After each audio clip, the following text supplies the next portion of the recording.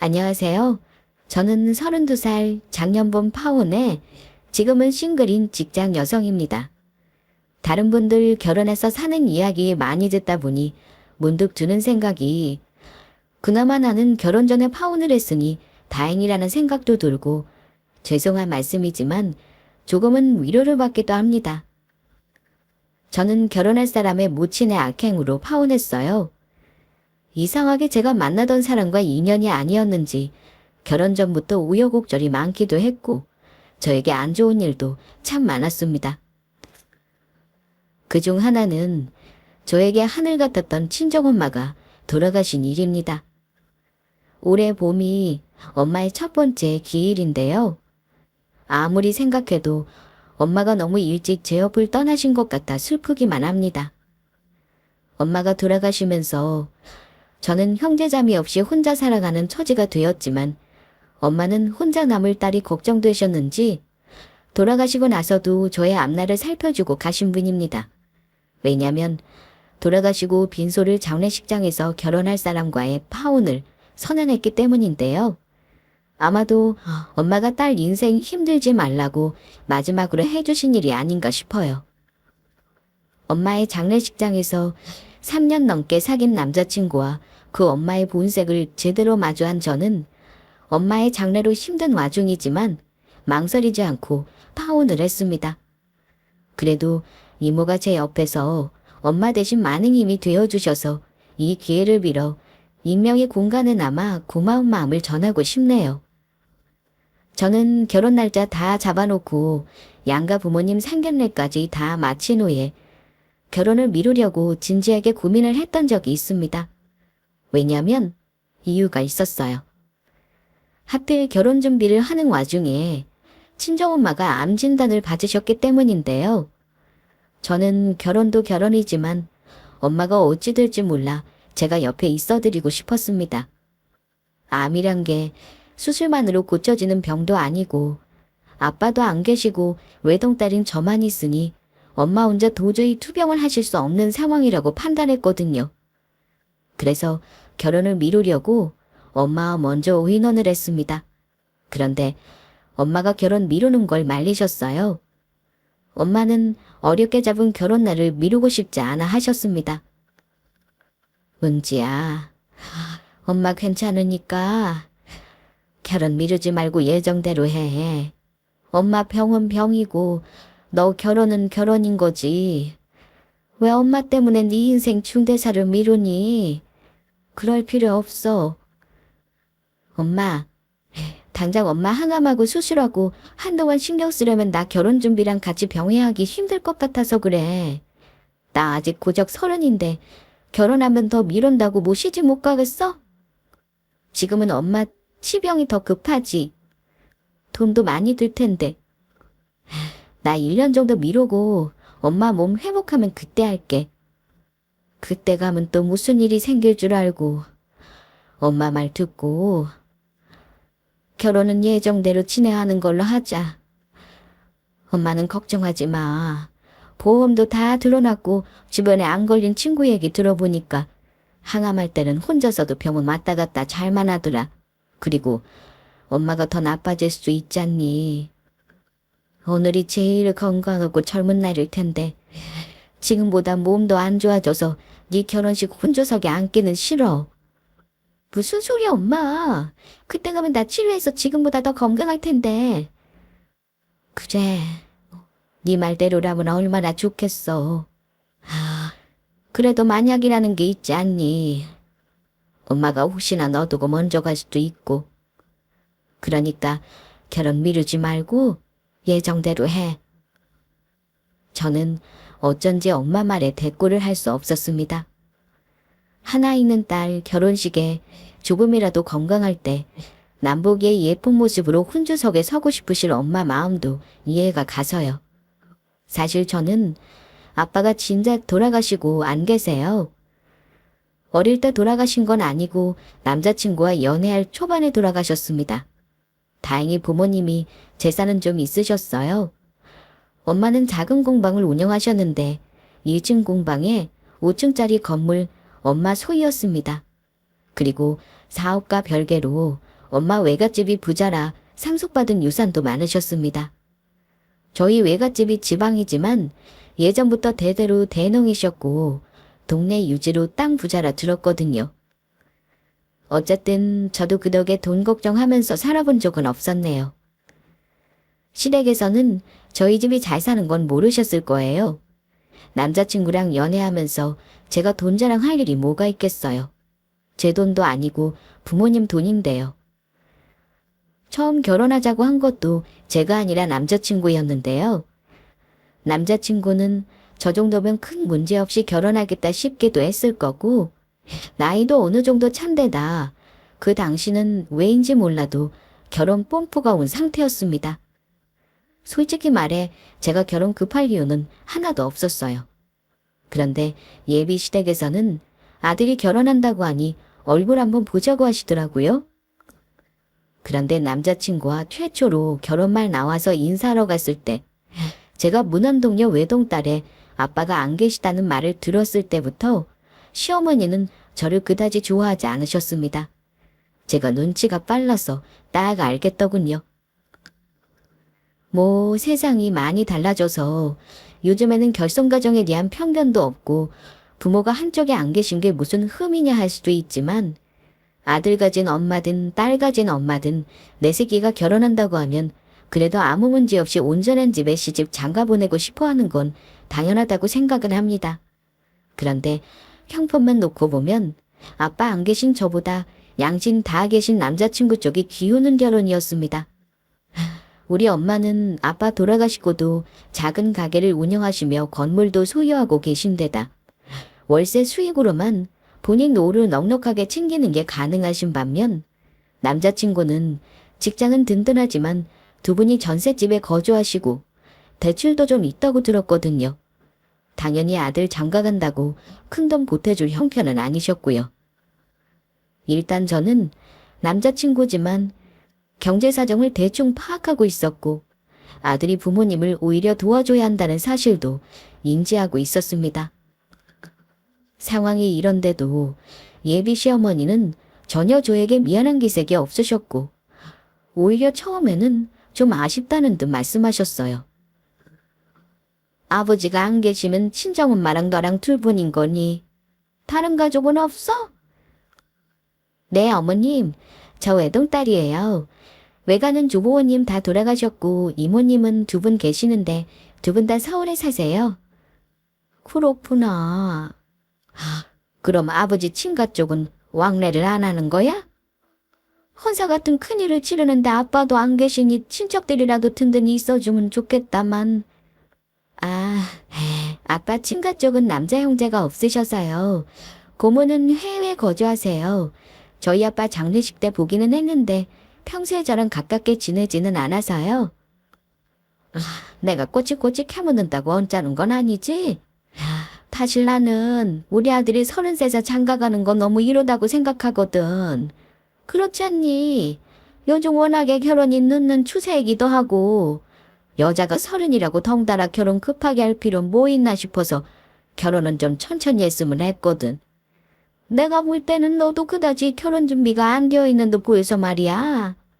혹시 결혼이 급한 이유라도 있는 거니? 지금 결혼한다고 우리 아들이 집 해가는 것도 아닌데 내가 마음이 안 좋구나. 제가 먼저 결혼하자는 말을 한 것도 아니고 저보다 3살 위인 남자친구가 먼저 결혼하자고 재촉했음에도 이비시모는 제가 자기 아들과 결혼에 목을 맨다고 여기셨던 것 같습니다. 아니요 어머니, 저야말로 결혼 급하게 할 마음은 없어요. 오빠가 결혼하자고 올해부터 계속 서두르길래 저는 어머님 아버님이 재촉하시는 줄 알았는데요. 그러자 남자친구가 당황하면서 자기 엄마에게 이렇게 얘기하더라고요. 엄마, 나 집 사서 장가 가라는 건 아니죠? 엄마가 사줄 거 아니면 나 장가 오고 싶다 써도 못 가요. 요즘은 맞벌이 하는 세상이라 다들 빚내서 전세든 자가든 사는 거죠. 결혼은 운주가 아니라 내가 먼저 하자고 한 거예요. 저도 벌써 33이잖아요. 자리 잡고 사는 친구들 보면 부러워서요. 이것저것 따지면 결혼하는 게 쉽겠어요? 얼굴 보자고 해놓고 결혼 미루자고 하시면 제가 뭐가 돼요, 엄마? 그래, 네 말도 맞다. 근데 갑자기 결혼을 한다고 그러니 엄마도 당황스러워서 그러지. 이제 직장생활 몇 년 했는데 집에 조금만 더 보태고 장가가면 얼마나 좋니? 그래 알겠으니까 순리대로 해보자. 대신 둘 다 직장 다니니까 우리한테 큰 도움은 기대하지 말고 능력 있다면 얼마나 좋겠냐만 나나 네 아버지도 먹고 살기 힘들어서 그러니 이해해 주렴. 처음에 시어머니는 저렇게 말씀하셨습니다. 일단 부모 도움 받을 생각은 하지 말라 하셨고 아들이 직장 생활하면서 보탬을 많이 못 받았다며 아쉬워하시는 듯 했습니다. 그래서 제가 결혼을 서두르는 거면 조금 미루는 게 어떻냐는 말씀도 하신 거였죠. 사실 그 말도 틀린 말은 아니긴 합니다. 남자친구는 저에 비해 결혼 준비가 더 안 되어 있었거든요. 저는 사실 1, 2년 더 있다 해도 급하지 않은 상황이었는데요. 남자친구가 말하기를 다 갖춘 상태에서 결혼하는 사람이 몇이나 되냐며 둘이 같이 벌면서 모으면 훨씬 빨리 자리 잡고 살 수 있다고 결혼을 밀어붙인 거였습니다. 그래서 어렵게 날 잡고 상견례까지 마쳤고요. 정신없이 결혼 준비하는 와중에 엄마가 암을 선고받으신 거였죠. 당연히 남자친구에게도 엄마 암 선고 사실을 알렸습니다. 그런데 남자친구도 처음에는 엄청 놀라고 저를 많이 위로해 줬어요. 좋은 일 앞두고 이게 뭔 일이라냐? 그럼 장모님은 수술하시면 괜찮아지시는 거래. 요즘은 의학기술이 좋아서 암도 다 치료된다더라. 예전처럼 걸리면 죽는 그런 병 아니라니까 괜찮으실 거야. 돈이 없어서 문제지 돈만 있으면 할 수 있는 치료는 다 해볼 수 있다잖아. 그래도 암은 기수가 중요하다는데 엄마는 전이도 있는 사기라서 문제지. 저러다 갑자기 안 좋아지실 수도 있고. 사실 나는 결혼 미루고 싶은데 엄마는 이미 준비하고 있는 결혼을 왜 미루냐고 하셔서 마음이 좀 복잡해. 그건 장모님 말이 맞아. 장모님 아프다고 결혼 미루면 우리 진짜 영영 언제 결혼할지 모르게 될 수도 있는 거야. 근데 은지야, 내가 혹시나 해서 묻는 건데 장모님 말이야. 보험은 있으신 거지? 보험 없으면 치료비 감당하기 힘들다던데 너 혼자 버는 거랑 장모님이 그 쬐그만한 공방에서 나오는 돈으로 되겠어? 아프시면 가게도 당분간 접으셔야 할 거 아니야. 보험 얘기부터 물어보는 남자친구에게 조금 서운하긴 했지만 현실적인 문제를 걱정할 수 있는 거니까요. 엄마 보험은 있으니 걱정 말라고 얘기는 해두었습니다. 그때는 한창 신혼집을 알아볼 때라 남자친구가 조금 돈 때문에 예민하긴 했었어요. 우리 동네는 전세가 좀 비싼 편이라 대출이 불가피했는데요. 사실은 친정엄마가 엄마 명의 집에 세입자 전세금을 우리 돈으로 빼주고 전세로 들어오라고 하시긴 했습니다. 그럼 우리도 부담 없고 좋을 것 같아서 얘기해 보려고 했는데요. 남자친구는 제가 얘기 꺼내기 전부터 무조건 직장에서 출퇴근이 편한 곳에 집을 얻겠다고 했습니다. 그래서 시세 비싼 곳으로만 알아보려니 생각보다 예산이 초과돼서 머리가 아픈 상황이었어요. 이미 반반 결혼하기로 했는데 제가 더 보탤까 하는 생각은 하고 있었어요. 몇 군데 보기로 한 집을 보고 여의치 않으면 제가 돈을 더 보태더라도 어쩔 수 없겠다 마음을 먹은 상황이었죠. 그런데 엄마가 암 판정 받고 갑자기 병원 예약이니 수술 날짜니 신경을 쓰게 되는 바람에 결혼 준비는 잠시 뒤로 미뤄지게 되었던 겁니다. 시댁에도 엄마 소식이 들어갔더라고요. 한 번은 예비 시어머니가 전화까지 주셔서 엄마 걱정을 하는 듯 말씀을 하셨는데요. 저는 예비 시어머니 전화를 받고 묘하게 기분이 나빴던 기억이 납니다. 예은지야, 소식 들었다. 어쩌니? 엄마가 유방암 사기에 천이까지 됐다고 들었어. 수술하고 괜찮은 상황은 아닌 것 같던데 어쩌고 있니? 엄마는 좀 괜찮으신 거야? 처음에는 순수하게 엄마를 걱정하시는 듯한 말투라 저는 울음이 터지려는 걸 간신히 참아가며 말씀드렸습니다. 사실 수술해도 어찌 될지 좋은 상황은 아니에요, 어머니. 내년에 결혼할 때까지 엄마가 괜찮으실지도 모르겠어요. 결혼을 미룰까도 했는데 엄마는 미루지 말라 하시고 지금 저도 경황이 없어요. 아유, 그래. 엄마 돌아가시면 세상에 연고도 없이 너 혼자 아니냐. 어찌 너는 가족 복이 이리 지지리도 없는 거니? 다른 게 복이 아니야. 부모가 옆에 오래 있어주는 것 자체로 복인데. 아유, 이런 걸 두고 박복하다고 하는 거지 뭐겠어. 아, 참, 내 정신 좀 봐라. 다른 게 아니다. 너 엄마 수술하고 암투병 하는데 네 결혼 비용까지 털어서 하는 건 아니지 걱정돼서 전화했다. 가뜩이나 우리 아들도 집 문제 때문에 돈 없다고 스트레스 받고 있는 건 너 알지? 근데 너 돈 들어갈 일이 구마일이가 되어버려서 내가 걱정이 이만저만이 아니었어. 우리 아들이 여러모로 어깨가 무겁겠다 싶어 어찌나 신경이 쓰이는지 몰라.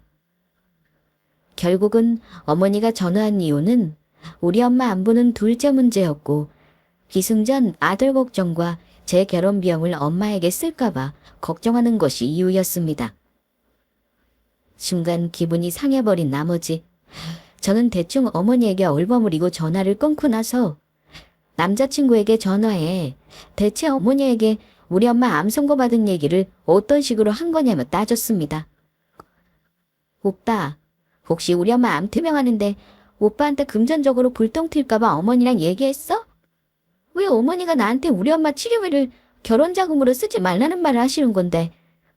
아, 은지야, 일단 내 말 좀 들어봐. 우리 엄마 입장에서는 당연히 걱정할 수밖에 없지. 가뜩이나 우리 부모님도 내가 드리는 생활비 없으면 타격이 크신데 장모님 투병하시면서 나까지 기대지 않으리란 법도 없잖아. 나 힘들까봐 걱정돼서 하신 말씀이니까 네가 이해해라. 이해? 내가 오빠한테 우리 엄마 치료비 보태달란 적 없잖아. 우리 그 정도로 대책 없는 집 아니야. 근데 나도 말 나온 김에 얘기해야겠다. 우리 결혼 준비하는 거 말이야. 일단 날짜는 많이 남았으니까 신혼집은 나중에 알아보자. 오빠 말대로 나 지금 엄마 때문에 당분간 다른 일은 신경을 못 쓸 것 같아. 그리고 오빠 어머니한테 똑똑히 전해드려. 우리 엄마 치료비는 우리가 알아서 할 테니까 걱정은 접어두시라고. 그래서 그때 결혼 준비는 일단 엄마 수술 뒤로 미루자고 확실히 못을 박았습니다. 어차피 결혼 날짜가 이듬해 봄이기도 했고 예식 예약도 하지 않았으니 날짜는 다른 날로 미룰 수도 있는 일이었어요. 지금 상황에서 신혼집 알아보며 돈 없다는 남자친구 스트레스도 신경 쓰였고 저는 결혼보다 엄마 살리는 일이 더 중요했습니다. 사실 엄마는 항암을 해도 그다지 차도가 없었습니다. 나날이 상태가 안 좋아지셨지만 생각보다 우연하셨어요. 수술하고 항암하시면서 병원에서 하라는 대로 착실하게 따르셨습니다. 그러면서도 어느 날은 혹여 엄마가 세상을 떠나게 될 날을 대비하시는 건지 주변 정리를 하나둘 하시더라고요. 마침 엄마 아는 지인분이 서울에서 변호사 사무실을 하시는지라 유산 문제를 미리 정리하셨습니다. 자식이 적분이었지만 엄마는 이모와 조카들에게도 마지막 선물의 의미로 적당한 재산을 상속하겠다고 유언을 남기셨죠. 저도 당연히 동의했고요. 엄마가 죽을 준비를 하는 것 같아서 마음이 안 좋았지만 엄마가 저 슬퍼하는 거 보시면서 이러시더라고요. 은지야, 엄마가 혹시 갑자기 안 좋아져서 가게 되면 그때 너는 더 정신 없을 거야. 엄마가 조금 더 같이 있어준다면 좋겠지만 만일의 일도 대비해야 하잖아. 변호사한테 엄마 유산 상속 문제 잘 처리해달라고 의뢰했어. 부동산도 그렇고 현금이랑 주식이랑 엄마 혼자 정리하는 것보다 상속 절차를 확실하게 처리해야 너도 편할 거다. 머리로는 엄마 말이 맞다고 생각하면서도 막상 진짜로 엄마가 돌아가시고 나 혼자 남게 되면 너무 슬플 것 같았습니다. 그래서 엄마가 유산이니 유언이니 얘기를 꺼내면 듣기 싫어하기도 했습니다. 엄마는 수술을 하시고 좀처럼 몸을 회복하지 못했습니다. 하나가 좋아졌나 싶으면 다른 데 고장이 나서 그 부분을 손봐야 하고 또 다른 문제가 생기고 반복하다 보니 체력이 많이 약해지셨어요. 몸이 버텨내지를 못했습니다. 항암하시면서 워낙 몸이 약해지신 데다 전이된 암이 너무 진행이 빨랐어요. 암 선고받고 몇 개월간 게다가 뼈로 전이된 부분은 고통도 심해서 마약성 진통제로 하루하루를 간신히 버티셨습니다. 그러다가 식사를 못하게 되시니 상태는 더 안 좋아지셨어요. 집에 있다가 갑자기 아프셔서 응급실도 몇 번을 갔는지 몰라요. 간혹 혼자 버거울 때는 남자친구에게 연락을 해서 도움을 청했는데요. 생각해보니 매번 남자친구든 제가 와달라고 할 때마다 늘 오기 곤란하다며 이런저런 핑계를 댔던 것 같아요. 오빠, 혹시 오늘 저녁에 잠깐 병원에 들를 수 있어? 나 급하게 나오느라 엄마 짐을 하나도 못 챙겨왔는데 어쩌지? 미안한데 오늘은 내가 일 때문에 시간을 못 내겠다.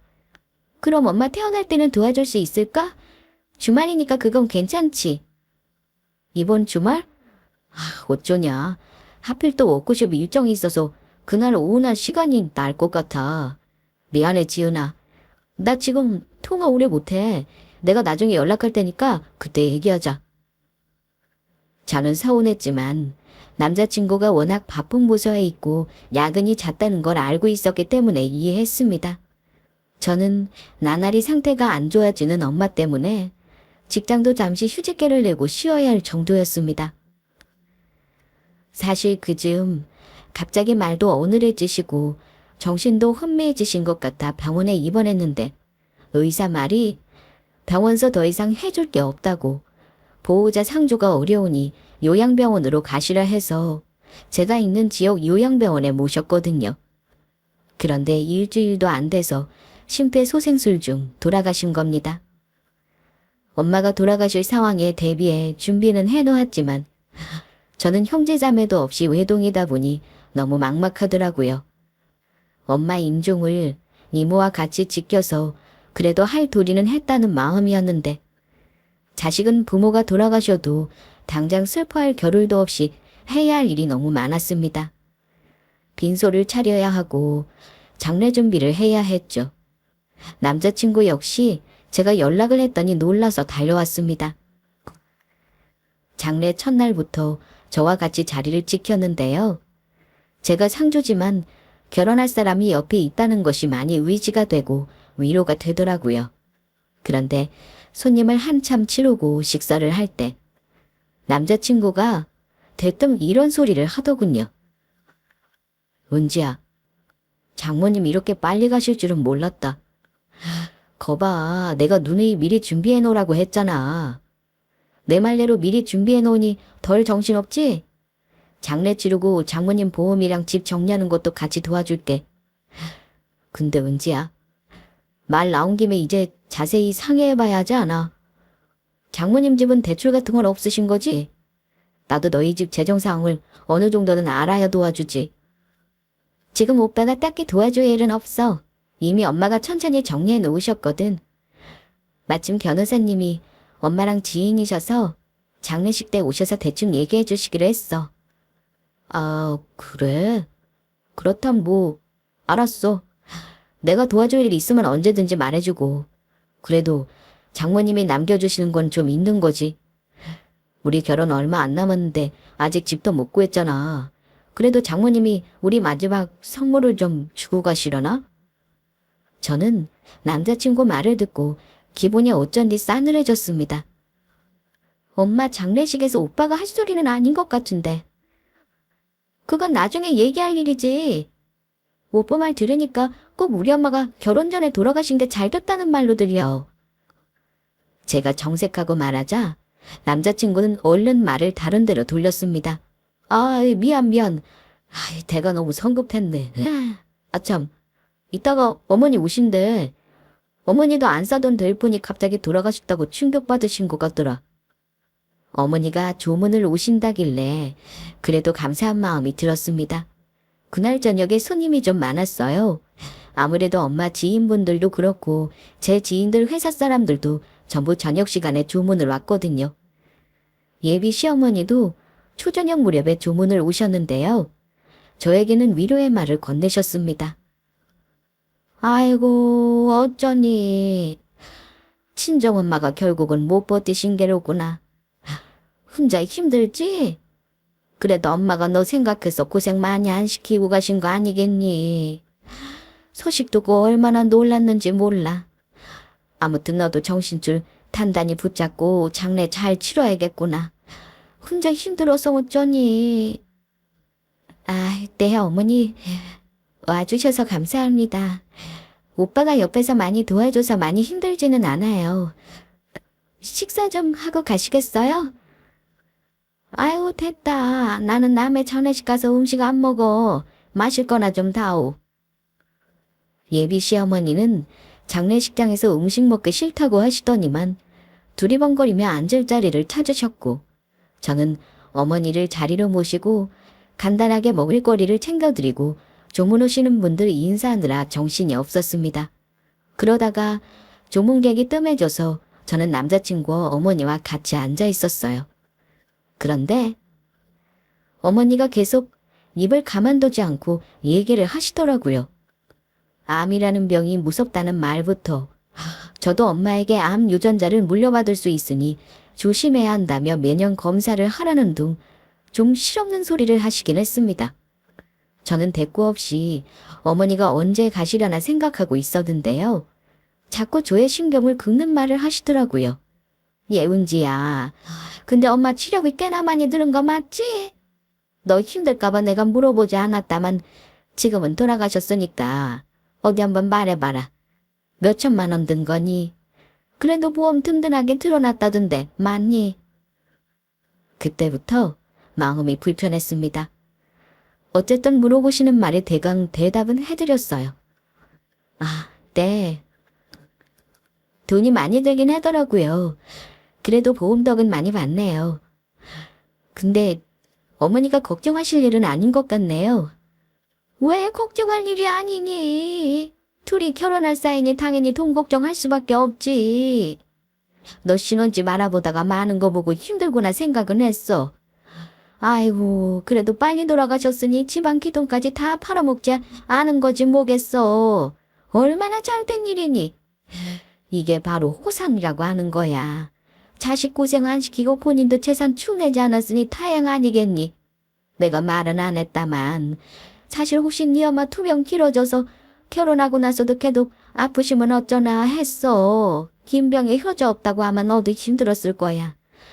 게다가 돈 들어가는 게 한두 푼이겠어? 아유, 우리 아들 돈 빼먹을까 봐 걱정했는데 정말 잘 됐다. 아주 내가 한시름 났지 뭐냐. 저는 예비 시모가 하는 말을 듣고 내가 지금 뭘 듣고 있나 싶었습니다. 호상이라니요? 암투병하다 돌아가신 분에게 그게 할 말인가요? 그리고 기어이 자기 아들 돈으로 치료 있을까봐 걱정했다는 말을 하시며 제 속을 뒤집어 놓으셨는데 순간 너무 화가 나서 저는 엄마 장례식장임에도 언성을 높이고 말았습니다. 어머니, 지금 뭐라고 하셨어요? 호상이라뇨? 고생하다가 돌아가신 분한테 할 말은 아니잖아요. 오빠가 우리 엄마 치료하는데 1,000원 한 장 보탠 적 없고 보태달라고 한 적도 없거든요. 지금 어머니 말은 우리 엄마 일찍 잘 죽었다 뭐 그런 뜻인 거예요. 어머, 얘, 너는 네 엄마 조문은 시어머니한테 이게 무슨 말버릇이야. 내 말이 틀린 것도 아니잖아. 솔직히 아들 가진 엄마 입장에서는 당연히 걱정할 문제지. 은지야, 너 왜 갑자기 화를 내고 그래? 엄마가 너 기분 나쁘라고 하신 말 아니야. 엄마도 와서 그만하세요. 남자친구가 화를 내는 저에게 놀랐는지 어머니에게 그만하라고 하더군요. 두 사람은 제가 버럭 화를 내니 당황하긴 했습니다. 남자친구는 엄마 입을 일단 막으려고 했고요. 하지만 이미 저는 시어머니가 장례식장에 온 저희가 의심이 되었고 남자친구가 엄마 사후 정리를 도와주겠다며 재산 문제를 은근히 떠보는 것이 떠오르며 두 모자가 나한테 뭔가 다른 속내가 있다고 느껴지더라고요. 그만하긴 뭘 그만해 이놈아. 너는 여기서 지금 네 색시감 편을 드는 거니? 아직 사돈도 아닌데. 그래도 너 생각해서 온 시어머니한테 파락파락 대드는 며느리가 세상에 어디 있어. 그리고 지훈이 너도 그래. 내가 네 친정엄마한테 우리 아들이 돈 들어갈까봐 싫어서 하는 말이 아니야. 어쨌든 이제 너 부모도 없이 혼자 아니냐? 그럼 우리한테 기다라고 그 말 해주러 온 건데 뭐 내가 어디 못할 소리라도 했니? 솔직히 네 친정엄마 지금 돌아가신 건 너한테도 잘된 일이야. 어머니는 말실수를 사과하기는커녕 벌써부터 시어머니 노릇을 하려 하시더군요. 순간 정신이 번쩍 들었습니다. 결혼 전부터 이러는데 결혼하면 엄마까지 돌아가신 마당에 얼마나 나를 무섭게 할까 싶었고 결혼할 마음이 정말 거짓말처럼 싹 사라지더라고요. 죄송하지만 제가 사과할 일은 없을 것 같네요. 어머니야말로 우리 엄마 장례식에서 지금 무슨 정신 나간 소리를 하시는 건지 아세요? 오늘 와주신 건 고마운데 그만 가주셨으면 하네요. 저 어머니 아들하고 결혼 안 할 테니까 두 사람 다 여기서 나가주세요. 우리 엄마 잘 죽었다고 생각하는 사람들하고 가족 될 생각은 없네요. 그러자 어머니와 남자친구 둘 다 아까보다 더 당황하는 듯 했습니다. 설마 하니 그 상황에서 파혼을 얘기할 줄은 예상하지 못했던 거죠. 뭐야? 얘. 너야말로 정신 차려. 이제 기댈 곳도 없는 애가 우리 아들이랑 파혼하면 너 같은 애 솔직히 다른 집에서 시집가기 힘들어. 누가 부모 다 없는 애를 며느리로 들이고 싶어 하겠니? 그러니까 저 말고 다른 잘난 며느리감 모시면 되겠네요. 저 며느리로 받아달라고 사정할 생각 없거든요? 그만 가주세요. 저 지금 정식으로 파혼하자고 말씀드리는 거라고요. 은지야, 엄마가 말 실수한 건 내가 사과할게. 근데 파혼이라니. 너 지금 장모님 돌아가셔서 정신이 힘들어서 더 화가 나는 거야. 일단 나 어머니 모시고 돌아갈게. 내일 다시 올 테니까 내일 얘기하자. 올 거 없어. 우리 헤어지자. 결혼 준비 딱히 많이 한 것도 없는데 잘 됐지. 오빠가 아무리 좋아도 저런 말씀하시는 분은 내가 시어머니를 모셔야 해. 미안하지만 난 그렇게 못 사니까 우리 결혼 없던 걸로 하자. 그날 저는 파혼을 선언했습니다. 두 모자가 돌아가고 나서 아무리 생각을 해보아도 저는 어머니의 말을 이해할 수 없었고 생각할수록 화가 솟구쳤습니다. 아직 결혼도 안 한 사이인데 예비 며느리 엄마 장례식에서 아들 돈 안 써서 다행이라고 말하는 시어머니의 심보는 도대체 뭐라고 해야 하는 걸까요? 그걸 아들 걱정하는 마음이라고 포장할 수 있을까요? 저는 예비 시어머니가 그만큼 못된 심보를 가졌다고 생각합니다. 그래서 망설임 없이 그 자리에서 파혼 선언한 거고 전혀 후회도 되지 않았습니다. 그런데 그 다음 날에 남자친구가 또 와서는 자기 엄마 언행을 사과하면서 아무 일도 아닌 것처럼 넘기려고 하더라고요. 은지야, 엄마가 말실수하신 거 사과할게. 내가 집에 가서 힘든 사람한테 너무하셨다고 잘 말씀드렸어. 엄마가 내일 마지막 날이라 오전에 들리겠다고 하시니까 그만 마음 풀어. 별것도 아닌 걸로 파혼이라니. 그러지 말자. 어? 별것도 아니니. 오빠가 그렇게 생각한다니 더 문제네. 나한테는 별거 아닌 일이 아니니까 사과할 필요 없어. 오빠랑은 파혼이야. 사람을 못 알아들어. 한참 실랑이를 하다가 저는 엄마 입간식을 하고 하도 울어서 더는 남자친구와 대화를 할 힘이 없었습니다. 그런데 장례 마지막 날 꼭두 새벽부터 남자친구와 예비신부가 찾아왔더라고요. 그런데 하필 제가 엄마가 생전에 지인이셨던 변호사와 상속 절차랑 이런저런 서류를 주고받고 있을 때였습니다. 은지야, 엄마가 사과하겠다고 오셨는데 지금 얘기 나누는 거 힘든 상황이야. 이분은 누구신데? 남자친구는 기어코 자기 엄마를 대동하고 나타나서는 사과를 하겠다고 했습니다. 저는 어머니 쪽을 보지도 않고 말했습니다. 내 뜻은 전달했잖아. 나는 더 이상 할 말 없고 우리 결혼은 없었던 걸로 해. 너는 어른이 찾아와서 사과를 하는데도 이렇게 폰쩍만쩍 할 거야? 지금 바쁜 것 같은 이 얘기 끝나면 우리도 얘기 좀 하자꾸나. 아니요. 저는 할 말 없으니 그냥 돌아가세요. 사과는 받은 걸로 할게요. 그렇지만 결혼은 안 해요. 저는 차갑게 말했고 변호사님과 얘기를 마무리하기 위해 두 사람을 등지고 변호사님에게 물었습니다. 변호사님 말씀 중에 죄송합니다. 어디까지 얘기하셨죠? 상속세는 알겠고 엄마 재산 이원대로 정리하는데 어느 정도나 걸릴까요? 대부분 어머님이 생전에 따님 이름으로 해놓으셨는데 건물은 아직 명의 이전을 못하신 게 있네요. 아파트랑 지금 월세 받는 상가는 시간이 좀 필요할 듯 싶네요. 조카분 두 분이랑 이모님한테 남겨놓으신 것까지 분배 절차 끝내고 다시 말씀드리겠습니다. 장례 치르시고 사무실에 한번 방문해 주세요. 생전에 김 여사님이 좋은 일 참 많이 하셨고 저한테도 좋은 고객 많이 소개해 주셨는데 마음이 안 좋습니다. 어머님 잘 보내드리세요. 그런데 변호사 하는 말에 귀를 쫑긋하고 듣던 남자친구가 갑자기 끼어들어서는 변호사한테 묻더라고요. 저기 변호사님, 제가 은지랑 결혼할 사람인데요. 장모님이 유산이 많으셨나 봐요. 지금 들으니까 부동산이니 현금 자산이니 엄청난 것 같은데 은지가 저한테는 정확하게 얘기를 안 해서요. 그럼 여기 은지 씨한테 직접 물어보시면 되겠네요. 제가 말씀드린 사항은 아니라서요. 대체 자기가 뭔데 궁금해하면서 주저넘게 변호사한테 묻나 싶었습니다. 오빠가 그걸 왜 궁금해? 왜? 오빠 돈 빼먹을까봐 내심 걱정했는데 나한테 재산 있다는 소리 들어서 아차 싶어. 그 인간은 제 말에 얼굴이 일그러지더라고요. 그리고 변호사가 자리를 뜨자 남자친구는 득달같이 조금 전 변호사와의 대화를 묻더라고요. 은지야, 너 나한테는 왜 말 안 했어? 지금 보니 변호사까지 와서 상속 문제 얘기할 정도면 너 유산이 이만저만 많은 게 아닌 것 같은데 건물은 뭐고 아파트면 현금 자산 얘기는 대체 뭐야? 어머머, 야 아가, 너 친정엄마가 남겨놓은 재산이 있는 거였니? 세상에, 나는 사는 집 하나 정도 남겨놓고 가셨나 했는데 너희 집이 그리 알부자였어? 우리 아들이 너 뭐가 있긴 있는 것 같다고 그러더니만 그 말이 진짜였구나. 대체 두 사람 뭐예요? 제가 유산 상속을 받든 말든 뭔 상관이고 남의 장례식장 가서 이 난리를 떠는 거죠.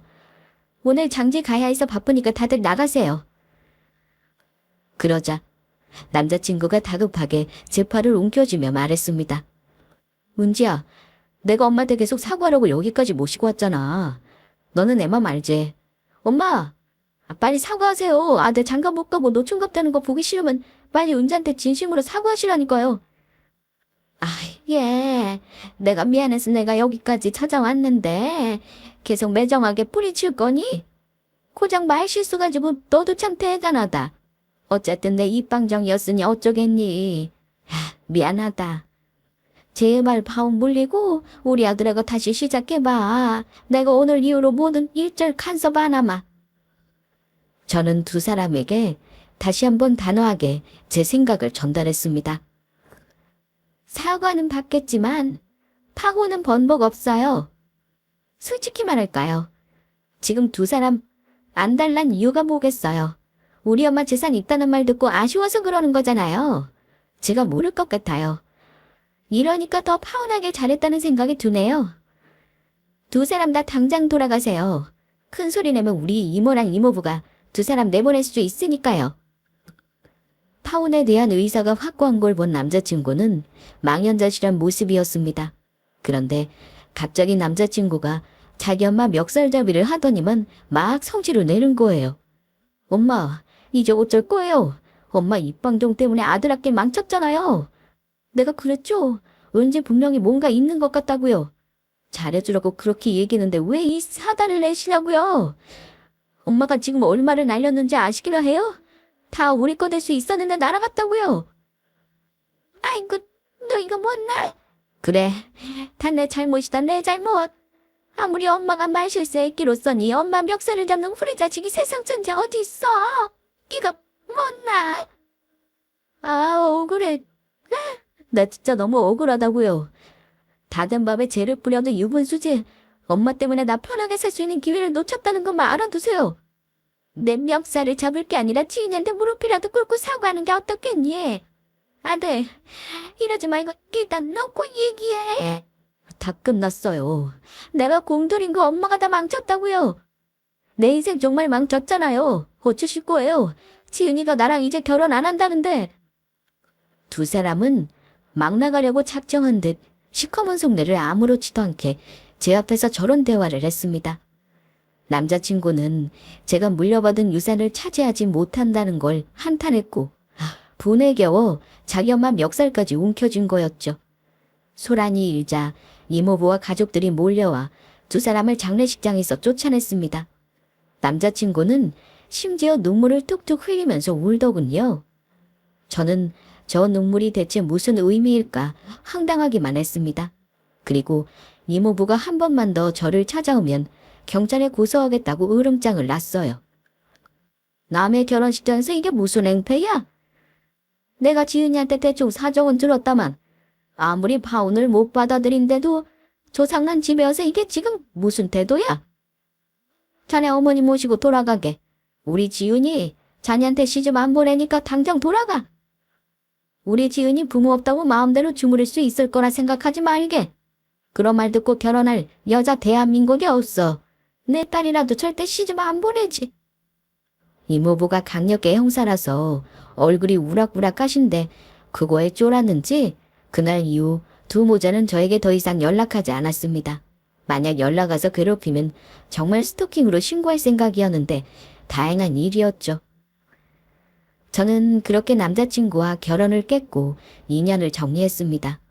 두 사람 다 선물에 마음 씀씀이가 못된 사람들이었고 저는 그런 집에는 절대 시집가고 싶은 생각이 없었습니다. 엄마는 돌아가신 후에 제 인생을 구해주시려고 장례식장에서 시어머니가 본인 스스로 못된 인간임을 드러내게 하신 것 같아요. 사실 시간이 지난 지금도 저는 여러 상처에서 벗어나고자 일부러 더 건강하고 밝게 생활하고 있습니다. 파혼한 슬픔보다 엄마를 보낸 슬픔이 아직은 더 크기도 하고요. 그래도 씩씩하게 살아야겠죠? 저를 위해서 그리고 저를 지켜보고 있을 우리 엄마를 위해서 말이에요. 그럼 저의 파혼 사연은 여기까지 하겠습니다. 구독자 여러분도 긍정적이고 밝은 삶을 살아가시길 바라며 늘 건강에 유의하시길 바랍니다. 감사합니다.